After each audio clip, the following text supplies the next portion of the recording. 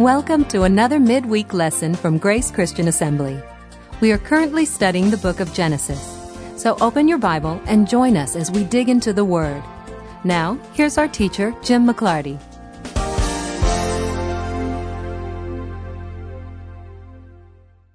Tonight we're going to approach one of the most familiar passages in the Old Testament, but as frequently happens, familiarity also has a lot of baggage that goes with it, because the fact that we're familiar with it makes it easy for us just to assume the traditional interpretations, because that's the way it's just always been interpreted.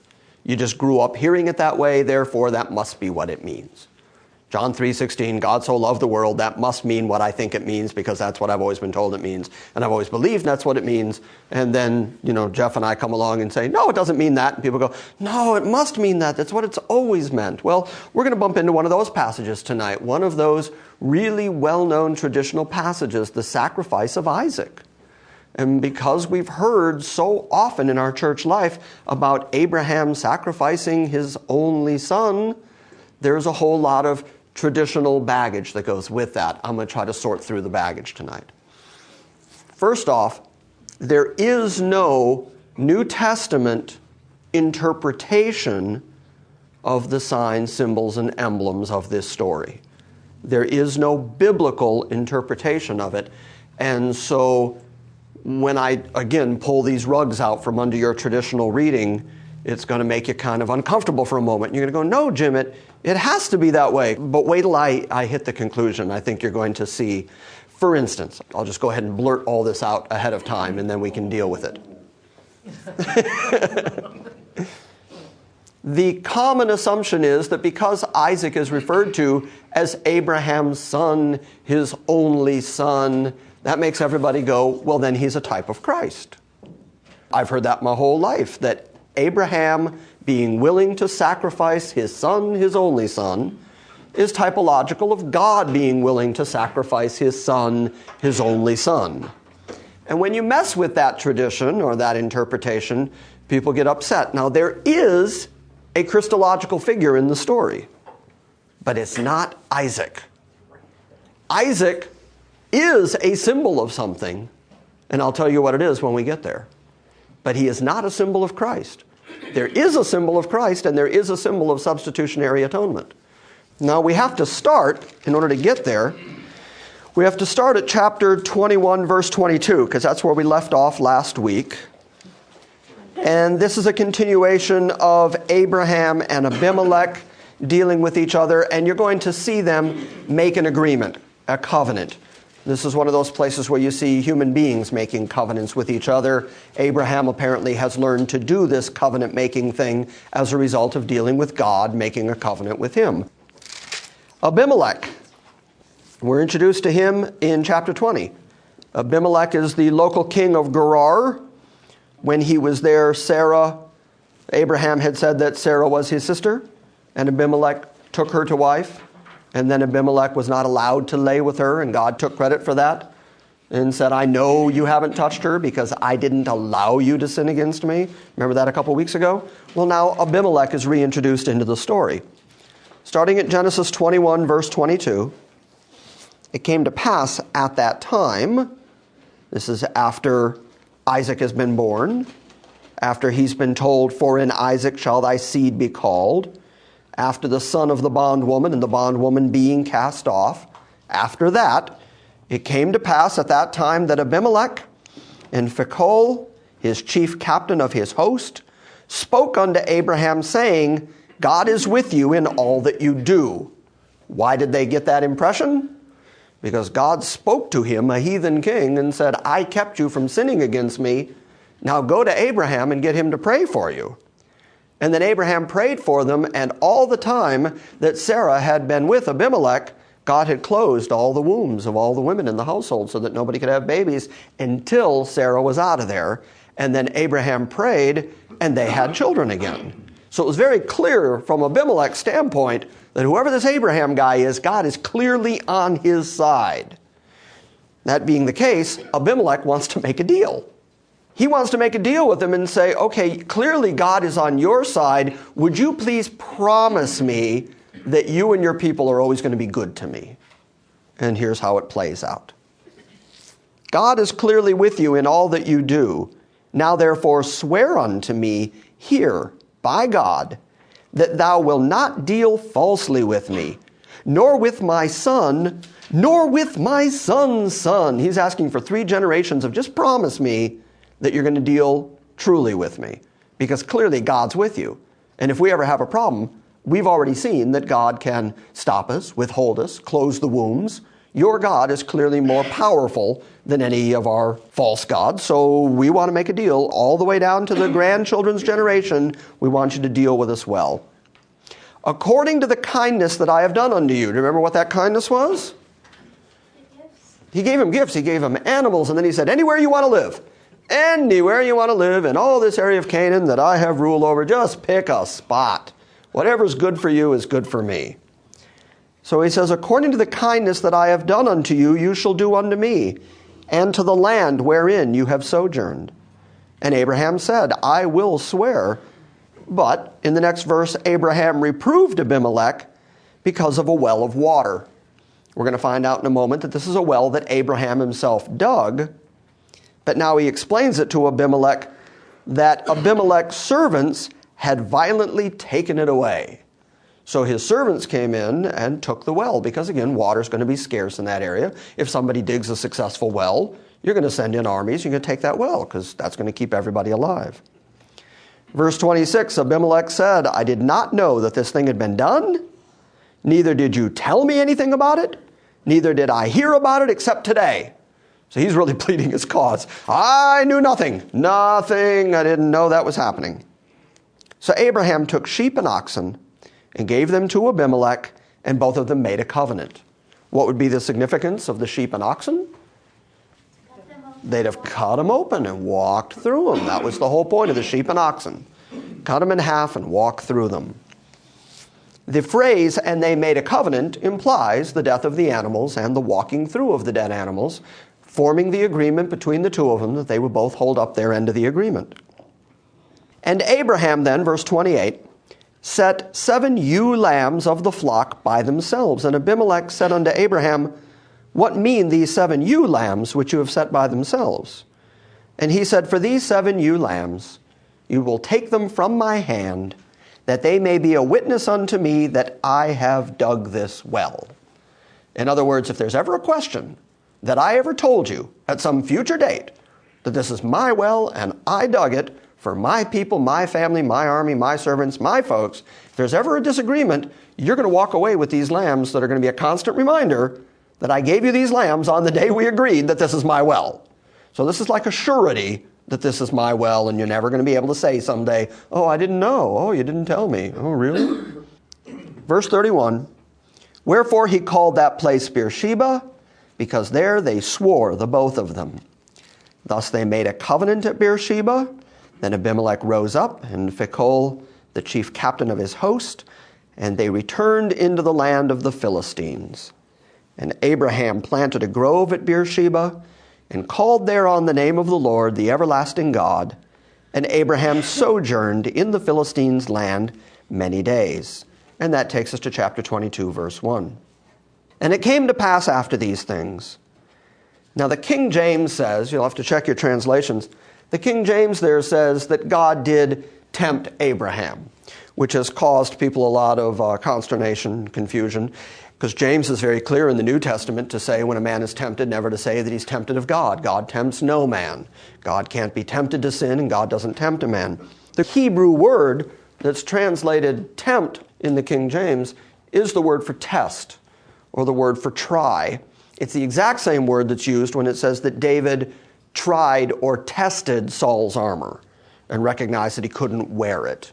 And so what God set out to do here with Abraham was to try him, to confirm him, to test him, but not to tempt him, because temptation has at its root the idea of causing one to fall. What he was doing here was testing Abraham. Now, why would God at this particular juncture feel that it was necessary to put Abraham to a test?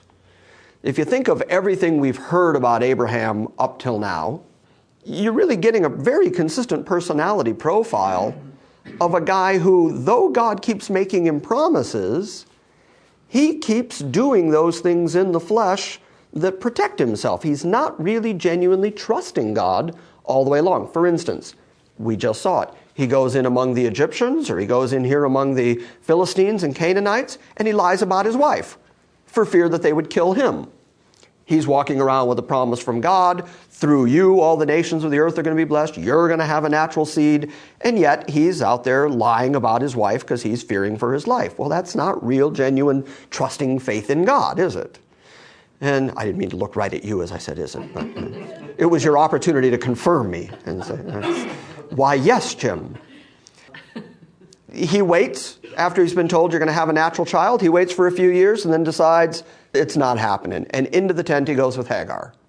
So he has this history of doing these things where God says, I'm going to take care of it. I'm going to give you these things. I'm going to provide for you. And he keeps waiting a little while and then going, I think I can do this better. I think I can work this out myself, and putting his own plans into motion. So now God has finally given him this child of promise, Isaac. And he has said to him now, in Isaac, your seed will be called. And now God is going to use a really interesting phrase and call Isaac Abraham's only son. Isn't that interesting? Because is he technically the only son? No. No, there's a first son. There's an elder son. There's the son by the bondwoman. But that's why first Moses had to establish, cast out the bondwoman and her son. They will not be heir with the child of promise. In Isaac shall thy seed be called. And from that point forward, God saw Isaac as the promised child, the promised son, Abraham's only son. Now that's really interesting, because what that means is, especially when you compare it to how the New Testament writers pick up that relationship and use it as proof of God's electing grace, it shows us one more time that God's election is not merely election out of hell. And it's not merely election to salvation, as grand as that is. But the result of God's election is also relationship with God. The kind of relationship where he refers to you as his child, as his son, as his daughter. And the whole world, the whole rest of the world, doesn't get that nomenclature. Everybody who is chosen by God are referred to as sons and daughters of God, sons of God. In fact, you even find it in the book of Job where the sons of God were gathered before God, before his throne. All the angels are referred to as sons of God. And yet, when speaking of Jesus, he becomes his only son, his only begotten. Why? Because Isaiah refers to him as the elect, the chosen one. So this language of election is more than just election to salvation. It is also God choosing to begin and sustain a relationship with you that is a familial relationship. It is not just God has chosen you to be a next-door neighbor, or God has chosen you to be a close friend. It's he's chosen you to be family. He's chosen you to be his child. And so the same way that Jesus is spoken of as being chosen and elect and the Son of God, we see here that Isaac is referred to because he's the chosen, the elect one. Through him the seed will be called, and therefore he's the only son. In God's eyes, Isaac is the only son of Abraham. Now there's a physical reality, this other child, but that other child is sent off. Send away the bondwoman and her child. He's a physical reality, but in God's mind and heart and electing grace, he's not a son. See the relationships? Now that should, one more time, expand our thinking about what it means to be the elect of God. Because it means that God has chosen long-term familial relation with you. You're in the family. That's why the New Testament speaks of adoption, that we are adopted through Christ into the family of God. And we become brothers and sisters in God's family, and we look to our elder brother, Christ. And that language is so great because he goes from being called Kurios and Master and Lord and all that language that says, well, he's the King and the ruler and the King of Kings and the Lord of Lords. And yet once you're elected into the family, he becomes Big Brother. And then Paul will say that we come boldly to the throne of grace Not running in saying, "Oh Lord and Master, who can wipe me out with a flick of your finger." You run in shouting, "Abba, Father." It's a completely different relationship. So part of what we've been elected to is relationship with God that the world simply cannot have. And if they do not have that relationship, they're not considered in God's economy to in fact be sons and daughters of God. Only if you are the elect are you called sons and daughters of God. And we see it starting right here. Isaac is called Abraham's son, his only son. And that's remarkable because we know the physical reality. We know the first kid. We know the one that Abraham worked it out in the flesh and produced.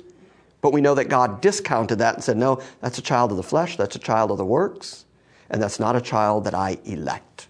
Because God's electing grace is the foundation and the basis of his relationship with any person. Which also means, as long as we're talking about that, and I like to stress this, so I will again, that God was under no obligation to choose or elect you.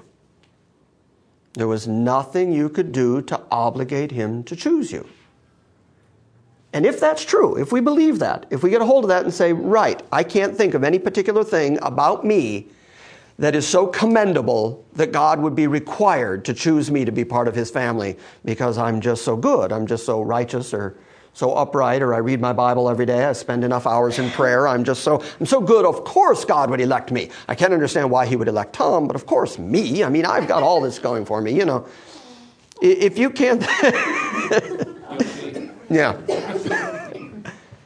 No, if you can't think of any reason why God would elect you, then it takes us right back to that core concept again. It's all about his grace.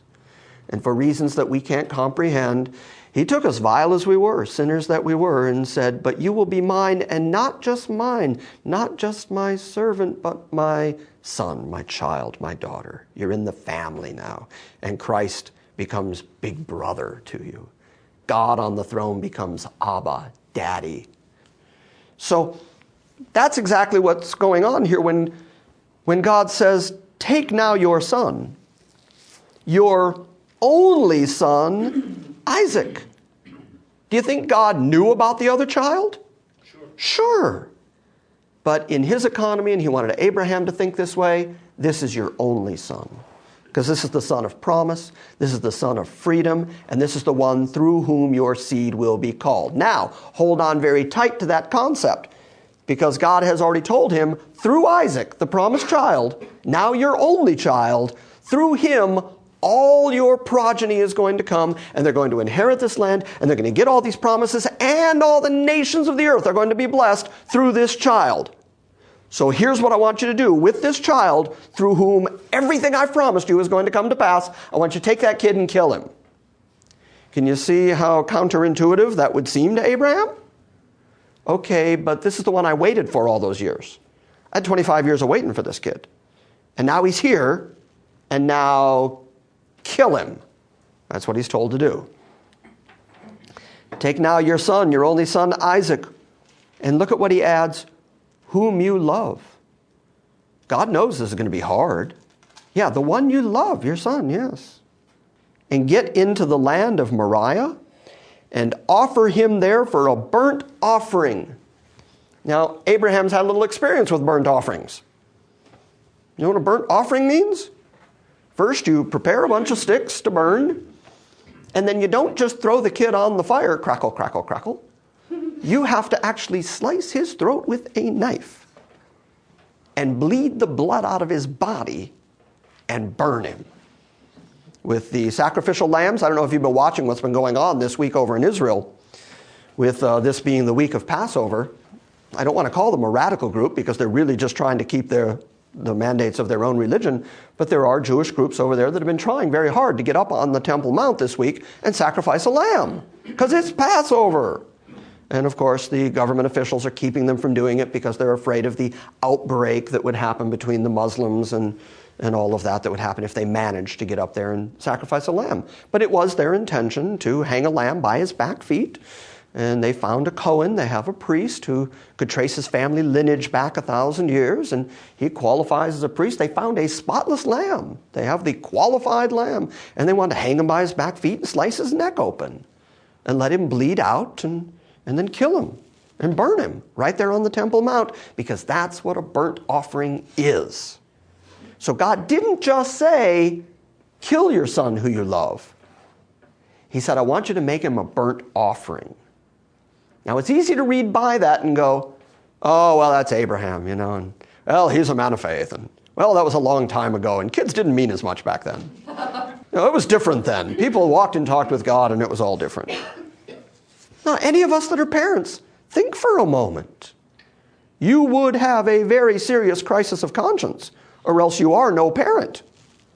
When God says, not just kill the kid, kill him in a gruesome way, tie him down, and then slice his neck open, and while he's bleeding out, burn him for my glory. Yes, ma'am. And he was over 100 years old, because this boy was 20. At least that's what my translation says about 20. Nobody's particularly sure. Those are wide estimations. And I'm thinking, if I was the kid, I would have been going, what are you, crazy? Yeah. You want me to do what? Yeah. You're going to tie me up?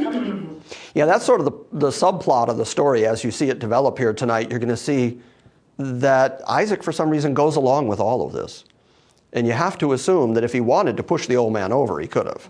And Abram, being the father who loves this boy, it's a tremendous amount of faith. And yet he's going to do it. Yeah. Isn't that remarkable? I mean, you are talking about a guy who has a long history of not doing things God's way.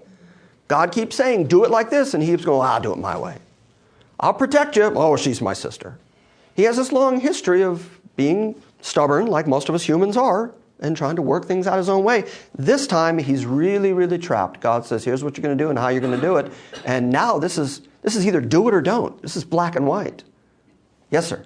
And also, to underscore Abraham's affection for Isaac, when Isaac quit nursing, he threw the big feast, the big party to celebrate the child and his growth and maturity. Oh, yeah. Oh, there's no way to conclude anything other than exactly what God says here. Your son whom you love. Exactly. And everything that entails. So keep flesh and blood on this man for a moment. Verse 3, Abraham rose up early in the morning and saddled his ass and took 2 of his young men with him and Isaac his son, and clave the wood, or tied the wood for the burnt offering. And he rose up and he went unto the place of which God had told him. Then on the 3rd day, Abraham lifted up his eyes and saw the place afar off. And Abraham said to his young men, now this is a very interesting phrase, because he said to his young men, you stay here with the donkeys, and I and the lad, now this is where I have to pause for a moment, because lad is the translation, it's not man, and when you said he's about 20 years old, there's a Hebrew word there for child that's translated lad. It doesn't seem that he had reached adulthood yet, but that he was considering him to be a younger man. That's why I said there's still controversy about the exact age. He says, you stay here, I and the lad will go yonder, and we will worship and come to you again. Now that's remarkable. Because he said, you guys stay here with the donkey, I'm going to take the lad and the wood and the fire, and we're going to go over on that mountain and we're going to worship God. Now we don't seem to have a burnt offering with us. But we're going to go over there and worship, which means we're going to kill something. And then he says, and we'll be back. Turn to Hebrews 11 for a second. Because in Hebrews 11, the writer of Hebrews, in what's classically called the Heroes of Faith passage, picks up that very thought and says that Abraham expected that God, if he killed Isaac, was going to raise Isaac back up. That Abraham had so much faith in God at this moment that he was doing the seemingly impossible. He was taking his child up on Mount Moriah in anticipation of killing him, and yet knowing God is this time going to have to do something miraculous to preserve this lineage, to preserve this seed, because if he doesn't, then all his promises are negated and no good. So he's marching up the mountain with his son in anticipation of killing him. And there's nothing, by the way, in the text, I've heard people try to skirt this, there's nothing in the text that says or even implies that Abraham had any other intention than killing his son. That was his anticipation. But equally his anticipation was, and we'll be back, because the boy I'm about to kill has the promise that through him all the nations of the earth are going to be blessed. And God is going to do something. I don't know what, but we'll be back. Do you have Hebrews 11 there? 17 to 19, more or less? Why don't you start at verse 17 and read it for us, Tom? By faith, Abraham, when God tested him, offered Isaac as a sacrifice. He who had received the promises was about to sacrifice his one and only son, even though God had said to him, "It is through Isaac that your offspring will be reckoned."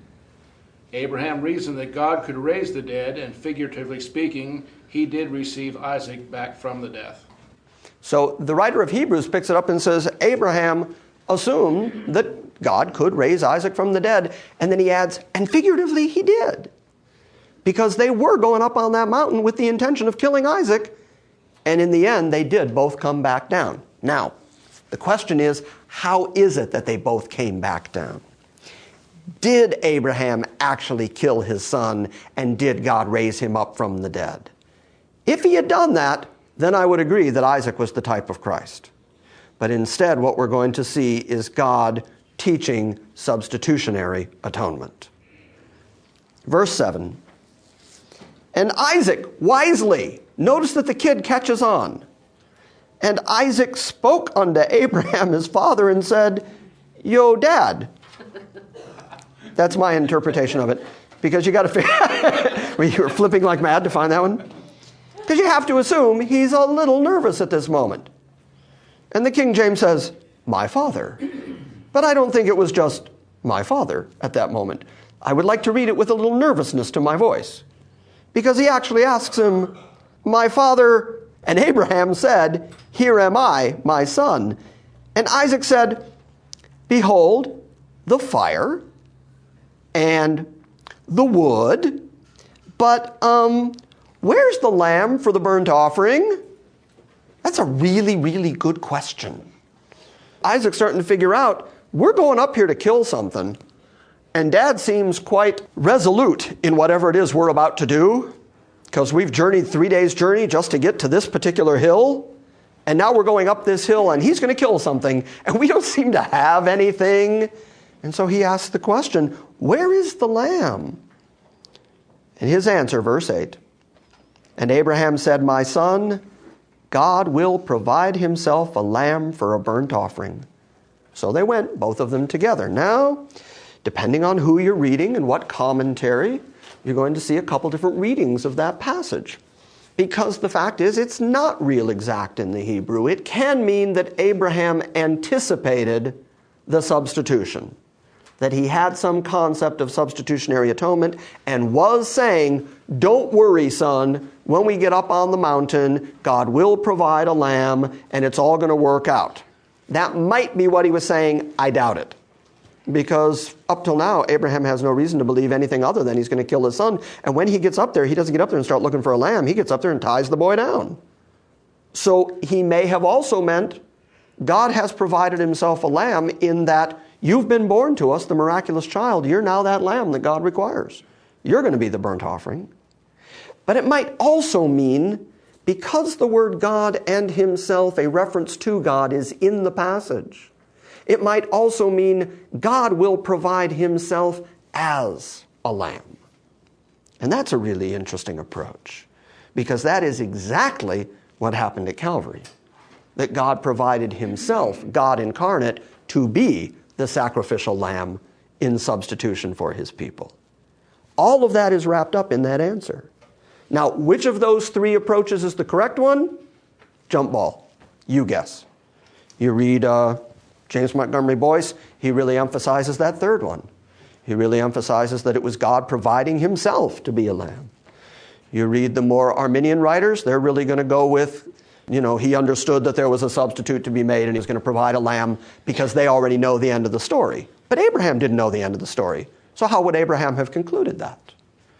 I'm more prone to think that the truth is somewhere in the middle there, that Abraham's anticipation was that they were going to go up there and he was going to kill the child, and the child was going to be the burnt offering lamb. He was going to be the actual sacrifice.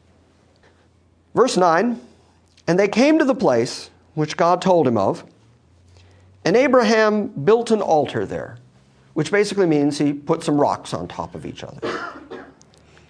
And he laid the wood in order on top of the rocks. You have to imagine that at this point, Isaac's a tad nervous. And then he tied his son up. Now Isaac knows what's going on.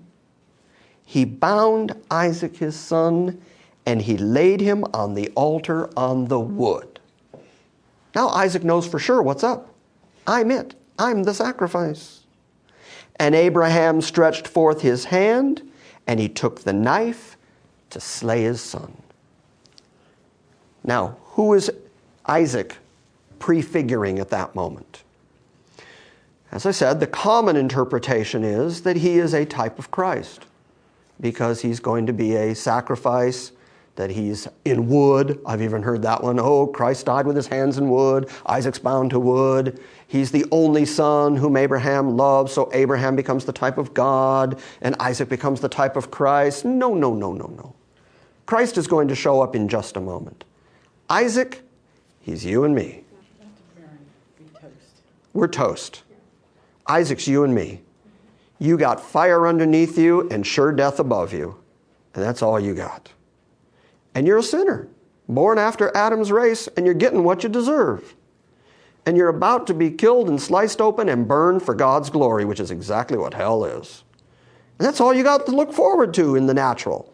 In your flesh, human beings, all you've got is death above you and a fire underneath you, and that's you. And I find that to be a much more satisfying understanding of what's happening at this moment. So Abraham stretches forth his hand, and he took the knife to slay his son. And the angel of the Lord called unto him out of heaven and said, Abraham, Abraham. And he said, Here I am. Now that's a really intense moment, because he's got the knife, he's going for his throat, he's lighting the fire, and at that moment an angel of the Lord says, Abraham, and you know Abraham had to have gone, Phew, wow, that was close. Said, Abraham, Abraham, and he said, Here I am. And the angel said, Do not lay your hand upon the lad, neither do anything unto him, for now I know that you fear God. Look at that phrase. Now I know you fear God.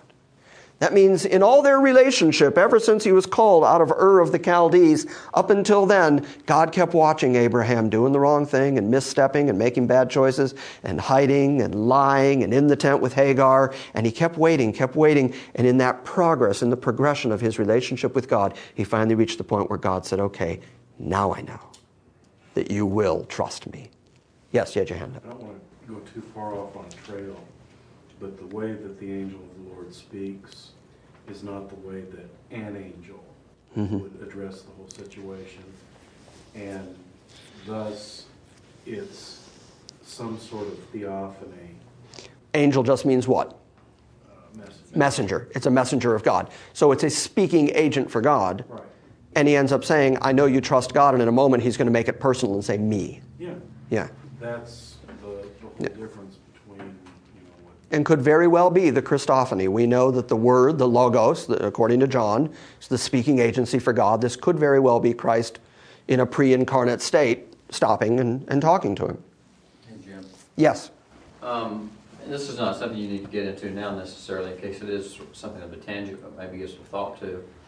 There was the earlier occasion where we were told that Abraham believed God. And it was counted for righteousness. As righteousness, yeah. Right.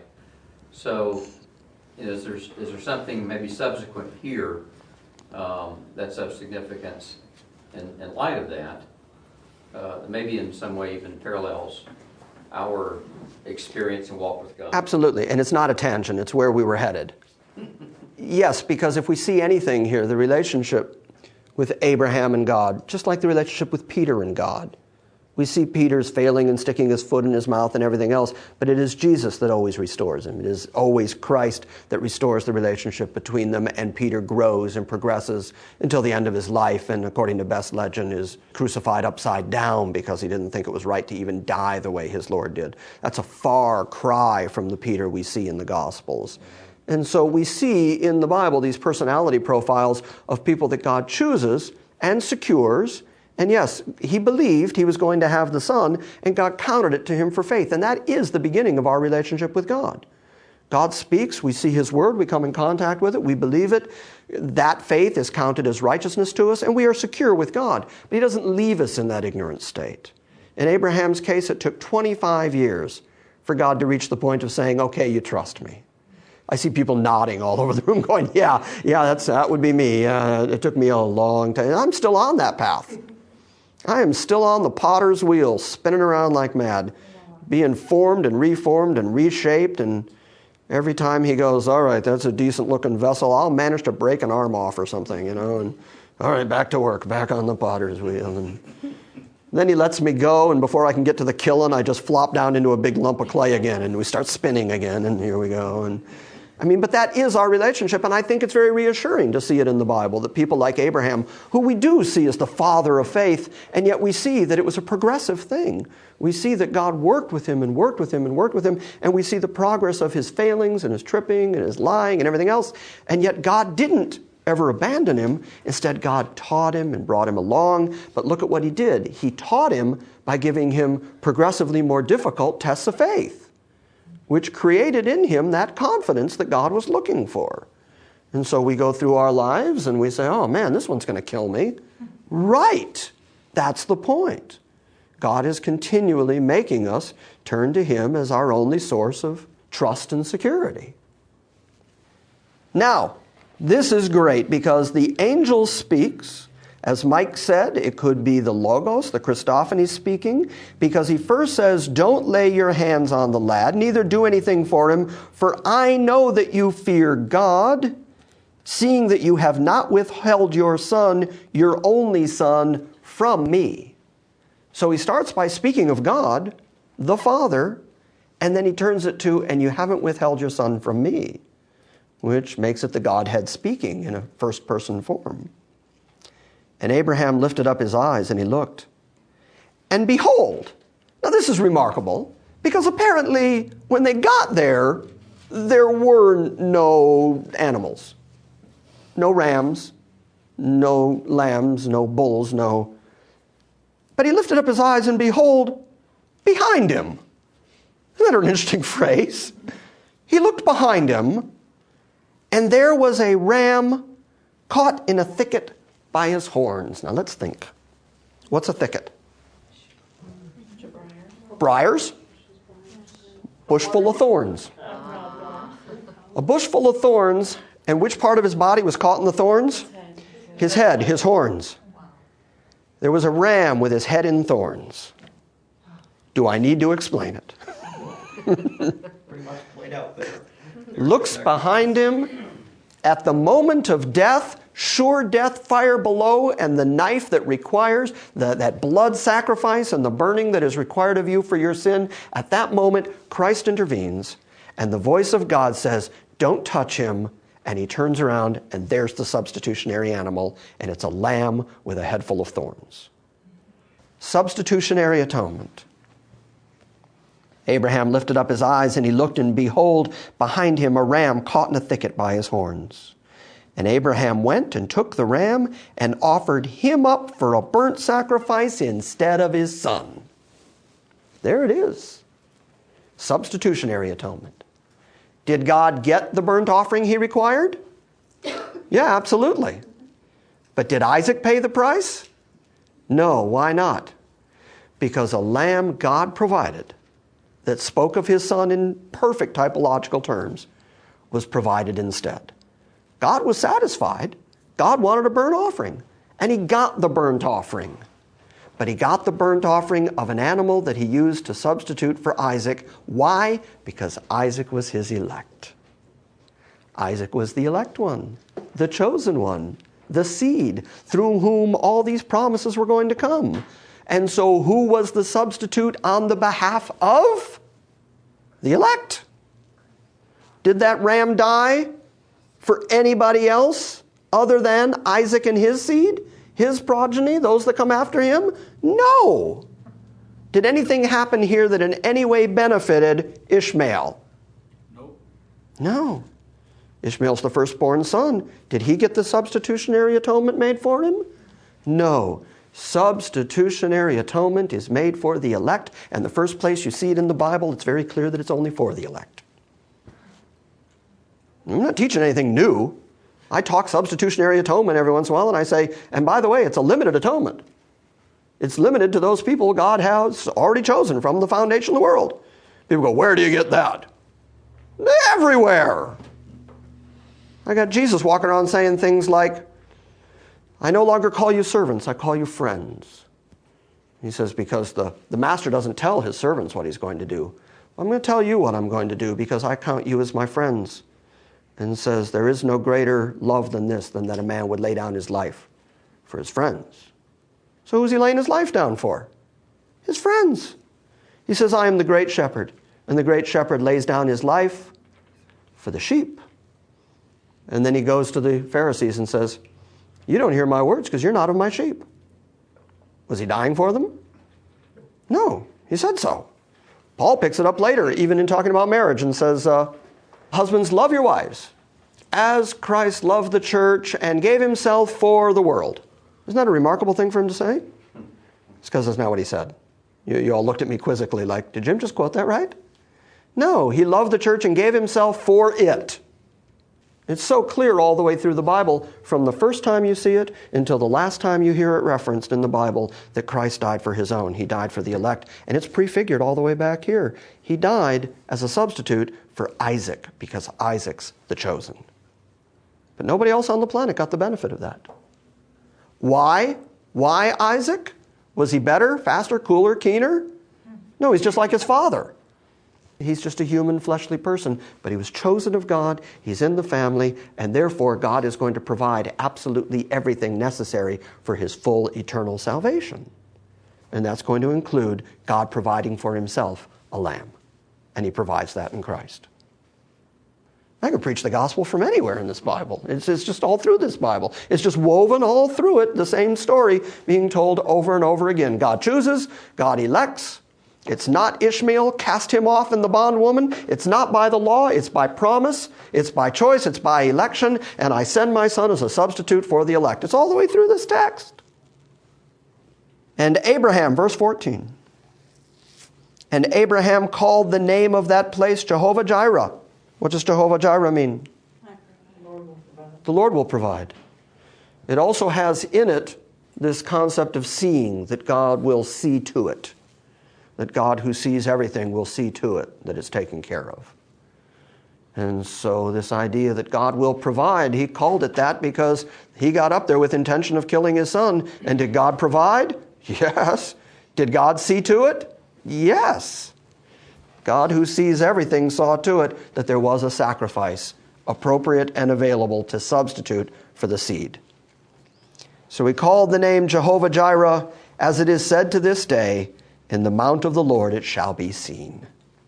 And the angel of the Lord called unto Abraham out of heaven the second time. Now starting at verse 16, for those of you who are keeping count and writing little numerals in your text, this is now the sixth telling of the Abrahamic covenant. Starting at verse 16. And the angel of the Lord called unto Abraham out of heaven the second time and said, by myself have I sworn, says the Lord, for because you have done this thing and have not withheld your son, your only son, that in blessing I will bless you, and in multiplying I will multiply thy seed as the stars of the heaven, and as the sand which is upon the seashore, thy seed shall possess the gate of your enemies.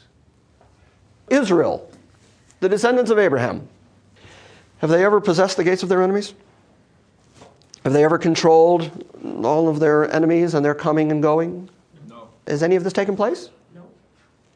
God lying? No. What are you going to do about that? It's part of the Abrahamic covenant right here. He just added another element to it. And by the way, he already said earlier, those that bless you, I'll bless. Those that curse you, I'll curse. That's a good deal. But now he's added to it, you'll possess the gates of your enemies.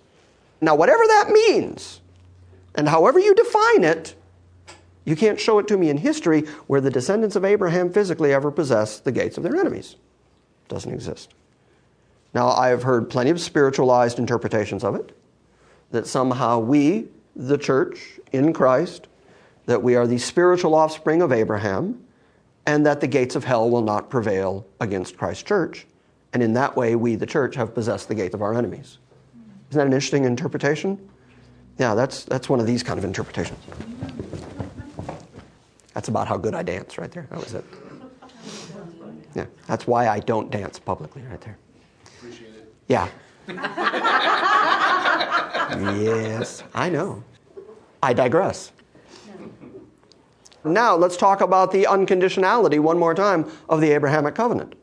The Abrahamic covenant was established between God and God in two immutable figures passing through the animals and establishing the Abrahamic covenant.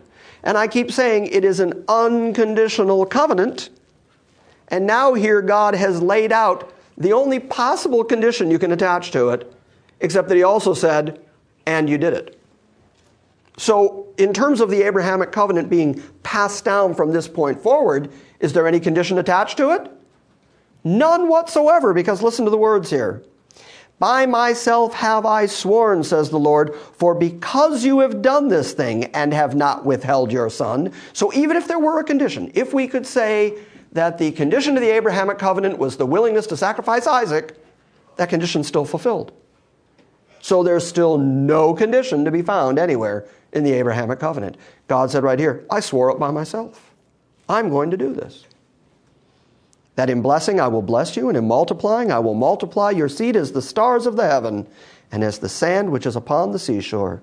And your seed shall possess the gate of his enemies, and in thy seed shall all the nations of the earth be blessed, because you have obeyed my voice. So even if that was a condition, the condition's fulfilled. So God is going to do everything we've seen so far cumulatively in the Abrahamic covenant, and yet without condition, which means God has to do it or God lied. Yes, sir? I was curious, I'm looking at, in this instance, I think this is a KJV. Mm-hmm. It reads, and thy seed shall possess the gate of his enemies, and in thy seed shall all the nations of the earth be blessed. I'm wondering if it might be the same seed, which is ultimately Christ, being referred to in both of those instances, when he says, and thy seed shall possess the gate of his enemy rather than their enemies. In other words, it seems to be singular, personal pronoun, masculine there. The New King James Version says there. There. Yeah. So I don't know how it reads in the original. That's why I was asking the question about that. And I don't have it in front of me, so I don't know exactly. And that's kind of what I referenced earlier, is that interpretation that says that the seed is Christ singular. But that theology of the singularity of Christ being the seed isn't developed anywhere here yet. We haven't seen that. How would Abraham have understood this stuff? Would he have understood references to the seed and all the nations of the earth being blessed? Would he have understood that to be, well, the particular seed, Christ, who will come and die as a substitute? Would he have understood any of that? Most likely not. Most likely not. Paul does interpret seed. Absolutely. The point of it being in the singular. Right. As being Christ. And says, and Christ is the seed, which is very important because it helps us understand what I've been talking about for weeks and weeks here, this seedology thing. That what that means is that God picked and chose the particular lineage and genealogies through which Christ would come, which is the importance of the genealogies in Matthew and Luke, so that we can understand what all this seed talk is about. And when God says, in Isaac shall thy seed be called, that we understood that the blessed lineage, the chosen lineage, was going to be through him. But to make the leap from there to, well, what that really means is Christ, the particular seed, is going to possess the gate of his enemy, and that's the gates of hell, and therefore that's fulfilled in some way, I'm really dependent on a New Testament author to tell me that. Short of that, I have to understand it in its original context, which is physical land, physical lineage, number of peoples, stars of the sands, seas.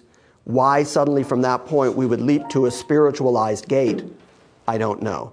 Because the context is all physical lineage, physical seed. You've got enemies, here's the land, possessing the land around you, possessing the gates of your enemies. All of that is physical language. So unless I can find a New Testament author that says, now what this means is, then I've got to assume that he means this stuff quite literally. Because as you continue through the Old Testament too, you see that stuff happen. You follow the seed as it grows and expands and becomes a nation and possesses that land, all of which happens in a physical fashion. Well, there certainly is a dual fulfillment, in of lots and lots of things. We're blessed through Yes. This Yep. seed and lineage of Right. Abraham, ultimately in the most significant way through Christ. Mm-hmm. And perhaps the same might be said of the gate of one's enemies, that it's also maybe a dual fulfillment in some way. And isn't there also some reference in Revelation of the door or the gate or the opening to the abyss? I'd have to go back and look. No, there is a seal on the abyss, and the only gates that are talked about are the gates in New Jerusalem. Okay. So, not a reference there to no, that would be a tough one to connect. Christ having some kind of No. dominion over that. What is the definition of the word gate? Yeah, you're talking about a walled city, and the only way in and out would be through the gate. A gigantic door that would be barred and closed. To possess a city, you have to possess the gate of the city. Because I was thinking of the verse, I am the way, the truth, and the light. No one comes to the Father but by me. Yeah, in that case, he said, I'm the door, but he was talking about a sheepfold. That's why I wondered what the definition of the word gate was. Yeah. Because, you think of it as the physical thing. Right. It's not a confusing word. It means exactly what you think. It is that front gigantic big old door, and it's used exactly that way through the rest of the Old Testament. When God speaks to Isaiah, predicts Cyrus, the Persian, he says that he's going to open the gates in front of him. And that's exactly what happens. He takes Babylon by going in under the river, and they open the gate, and the army comes in. I mean, gate always has to do with that front wooden door, the only way in and out of a walled city. So if you have enemies that live in walled cities, there's no way you're going to be able to take them unless you get through their gate. So to possess the gate is a very important part. It's also why the elders of the city would often meet sitting in the gates. You see a lot of that. You see a lot of talk in Jesus' day about the gates of Jerusalem, and the gates are all given different particular names. When the enemy attacks, you close and bar the gates. So it has a very consistent meaning all the way through the Bible. Yes, ma'am? Just since this has not come to be as yet, Yeah. and we're not countries now that have these kinds of cities, Right. do we leap to a more spiritual understanding of this, or a more general? I don't know if I would say spiritual, but I think your word general or symbolic, yes. When you see New Jerusalem, this is where Revelation does kick in. All of Isaiah's predictions, all of Jeremiah's predictions, all of Hosea's predictions about the regathering of Israel. The most important aspect of the regathering of Israel is that all the Gentile nations will flow to Israel because that's where God is and that's where the blessings are. And they'll be told that they have to come up to Jerusalem, and they'll be living at complete peace, and none of their enemies will ever be able to, rise up against them. Well, yes, that would be then the fulfillment of them possessing the gates of their enemies. They control the aggressive nature of all their enemies. But again, to make the leap, and that is a sort of a symbolic understanding, but to make the leap from that to a spiritualized understanding of, well, this means the gates of hell, is such a stretch from the meaning that that word has in a physical sense all the way up to Jerusalem and the gates that Jesus is walking in and out of, that to leap from there requires, for me, something in the text that takes me there. Plus, it would seem that why would they use this verbiage? They would just say, It's the gates of hell. Exactly. And it's such specific verbiage. Again, it's very common verbiage that as soon as he heard it, he would understand it.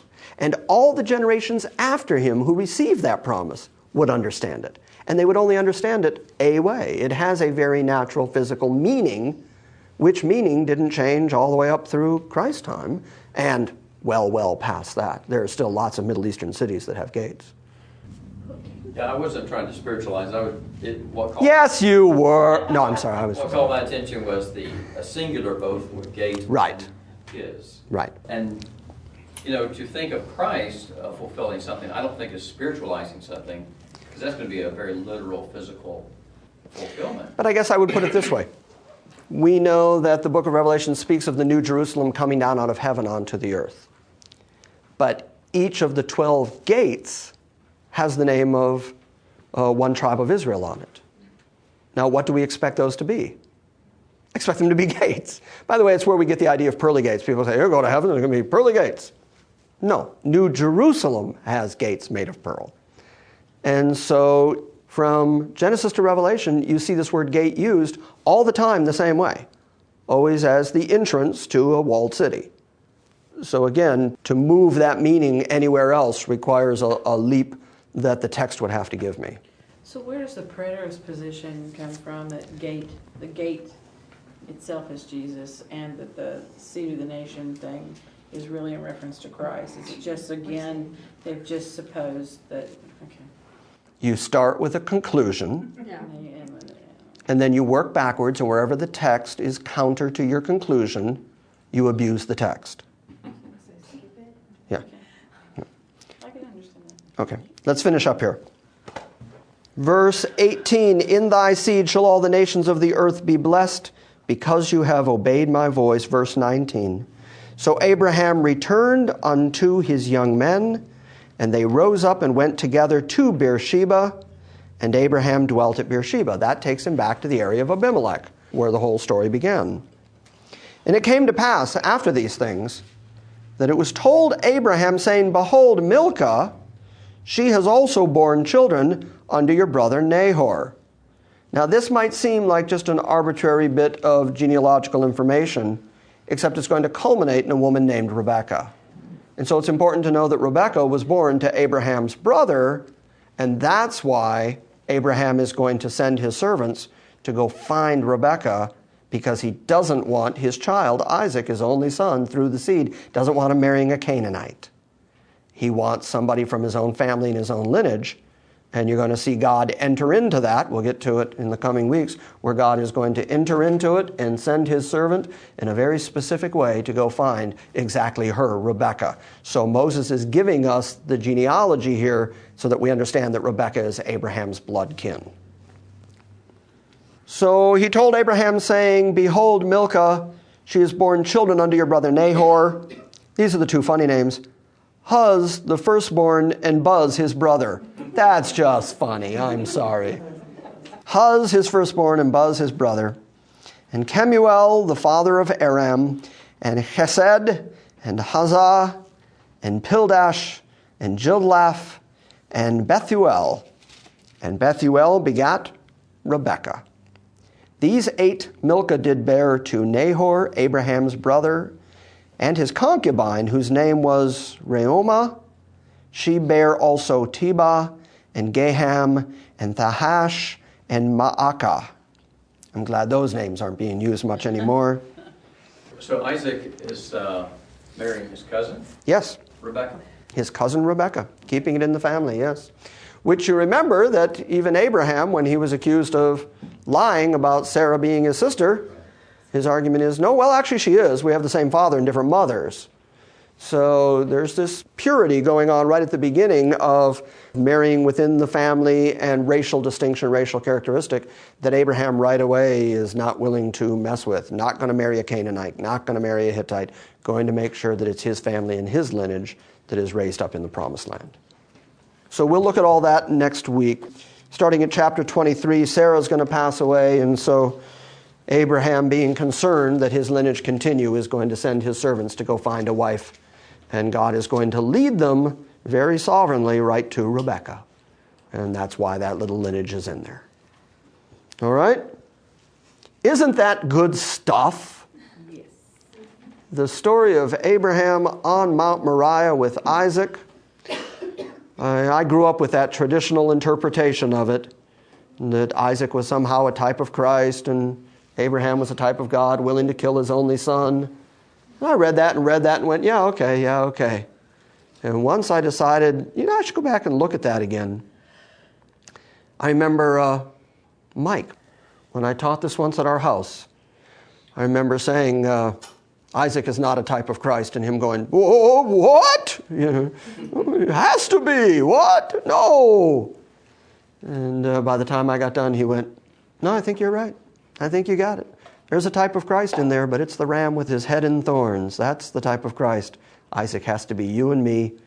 Fire underneath, sure death above, and that's as much as we got going if it weren't for a substitute. And boy, that's the gospel.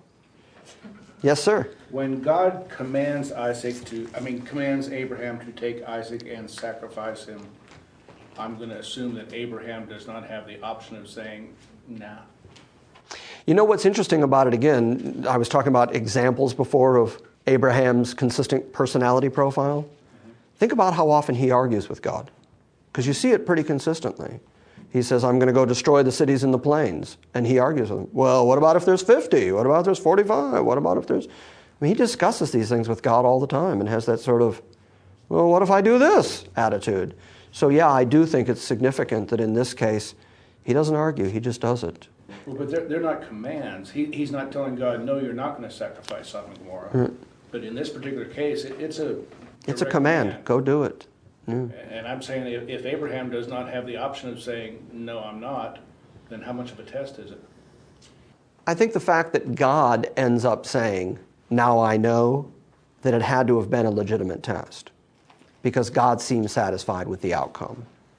If God ends up saying, now I know because you didn't withhold your son from me, then God knew that this was part of the process of getting him to this point where he trusted him completely. Yeah, but that doesn't mean... Free will. I mean, really. God always objects with us all the time. So Abraham did have some option to turn his back on a direct command from God. Well, he's still rebellious. And he's still a man now. The big theological answer to that would be, no, I don't think ultimately Abraham had any choice. But I do think this was the end result of a 25-year process where God had been steering Abraham toward obedience. He was finally broken. And finally broke him to the point where he was willing to give God everything God asked for. Now, was he going to fail that test? I don't think so. Any more than I think that Jonah could have run away from Nineveh. Right. God said, you're going to Nineveh, and he argued, and he ended up in Nineveh. Or Eve could have resisted the temptation of Satan. Yeah, I mean, these things ultimately are in God's hands, but what you're asking about, again, is that compatibilism of God, you know? People do what people are going to do, and it ends up being exactly what God intended. So, did he have the will to not do it? Ultimately, I don't think so. I think that God was going to make sure that this emblem of his son was made. But was God satisfied with the test? Yes. So to that degree, I have to say it was a legitimate test that resulted in exactly what God wanted done. Well, that leads to, did Abraham anticipate a sacrifice? We'd have to say no to that if God commanded him, go sacrifice Isaac. I think he intended to sacrifice his son. Right. Otherwise, he wouldn't have put him on the fire and put the knife above him. Otherwise, the angel wouldn't have had to interrupt him and say, hold it, don't do that. It was his intention to do it. But he also knew, and that's the interesting part of it, but he knew that this was the kid who had the promise. Stars and sand and all the nations of the earth and inherit the land. This kid had the promise. So finally, Abraham broke through the naturalistic way of looking at things that caused him to go in the tent in the first place and said, okay, God can do whatever God's going to do. He gave me this kid when neither Sarah or I could have produced a child, so he can raise him up again. And that's what the author of Hebrews is arguing, that he reckoned that God could raise him up from the dead if he wanted to, and then says, and in a type, he did get him back from the dead. Because once he was willing to kill him, he got him back. And he's operating under a command that he really can't resist. No, I don't think he could have ultimately resisted either. I think this was such an important moment in God's progressive revelation of who he was and how he worked. I'm willing to believe that God would have slapped the kid on the fire if that's what it took. Look at there. You got all 5 of the tenets of the doctrines of grace in that message. Yes. Irresistible grace. There, we got the irresistible grace in too. Well, there we go. So we got men are sinners. We got election. We certainly did plenty there. We got limited atonement in there. And we got perseverance in it. Wow. We are so good. Without even trying.